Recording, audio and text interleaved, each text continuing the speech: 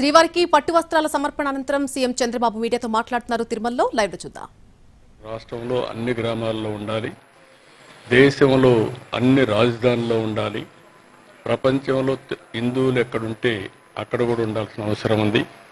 దీనికి కూడా కొన్ని కమిటీలు వేసుకుని అక్కడ ఉండేవాళ్ళు మనం ఎప్పుడప్పుడు మాట్లాడి ప్రపంచం మొత్తం వెంకటేశ్వర స్వామి దేవాలయాల్ని నెలకొల్పే విధంగా మీరు చేయాల్సిన అవసరం ఉంది. ఆ దేవాలయాలన్నీ మళ్ళీ ఈ మెయిన్ టెంపుల్కి మనం అనుసంధానం చేసుకుందాం. ఇది కానీ చేయగలిగితే ఇప్పటికే మన దగ్గర చూస్తే 2038 కోట్ల రూపాయలు ట్రస్ట్కి వచ్చింది. ఎప్పుడో నేను సంకల్పించింది, ఇది గ్రాడ్యువల్గా పెరిగింది. 837 కోట్లు ఖర్చు పెట్టాం. కూటమి వచ్చినాక ఈ మధ్యకాలంలో కూడా వచ్చింది.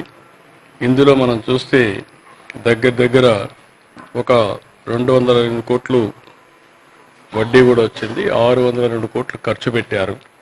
ఇంకా దగ్గర 1700 కోట్లు ఉంది. ఒక 5000 టెంపుల్స్ని గ్రామీణ ప్రాంతాల్లో పేద ప్రజలకు, మారుమూల ప్రాంతాల్లో ఉండే వ్యక్తులకి వెంకటేశ్వర స్వామిని కొలిసే భాగ్యాన్ని మనం కల్పించాల్సిన అవసరం ఉంది.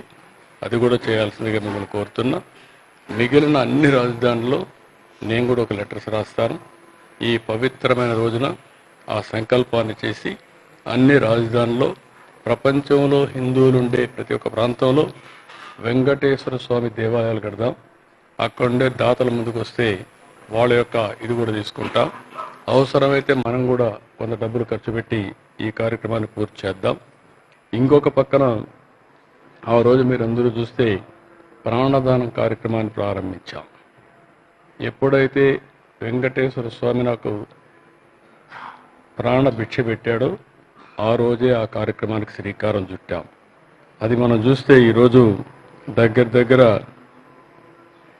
ఈ కార్యక్రమంలో కూడా 709 కోట్ల రూపాయలు వచ్చింది. 21 కోట్లు ఖర్చు పెట్టాం. 688 కోట్లుంది. దీన్ని కూడా మనం లాజికల్గా తీసుకుపోవాల్సిన అవసరం ఉంది.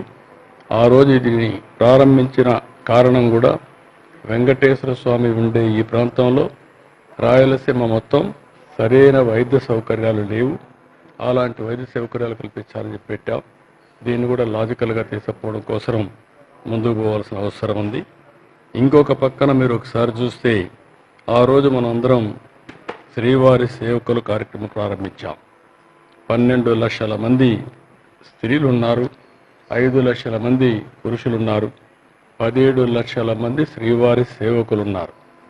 ఈ శ్రీవారి సేవకులు కూడా భారతదేశం, ప్రపంచం అంతా కూడా నెట్వర్క్ చేసి ఎప్పటికప్పుడు వారి సేవలకు అనుగుణంగా రేటింగ్ కూడా చేసి వారికి గుర్తింపించి వారు కూడా ఇక్కడికి వచ్చేదానికి అవకాశాలు కల్పించాల్సిన అవసరం ఉంది. ఈ శ్రీవారి సేవకులు వెంకటేశ్వర స్వామికి అతిపెద్ద సంపద. ఈ సంపద ద్వారా శ్రీ వెంకటేశ్వర స్వామి యొక్క విశిష్టతని, ప్రాముఖ్యతని, పవిత్రతని మనం ప్రజల్లోకి తీసుకుపోవాల్సిన అవసరం ఉంది. ఈ 4 కార్యక్రమాలని మనం ఈ చేస్తూనే ఈ తిరుమల తిరుపతి దేవస్థానం ఈ హిల్స్ అంతా కూడా మీరు చూస్తే నేను ఎప్పుడు కూడా గ్రీనరీ ఉండాలి, పచ్చదనం ఉండాలని భావించాం. ఈరోజు దగ్గర మన వాళ్ళు ఇచ్చిన లెక్క ప్రకారం 80% గ్రీనరీ ఉందని ఇచ్చారు. అన్ని ప్రాంతాల్లో బాగా రాళ్ళుండే ప్రాంతంలో కూడా చెట్లు పెట్టగలిగాం. దీన్ని కూడా లాజికల్గా తీసుకుపోవాల్సిన అవసరం ఉంది.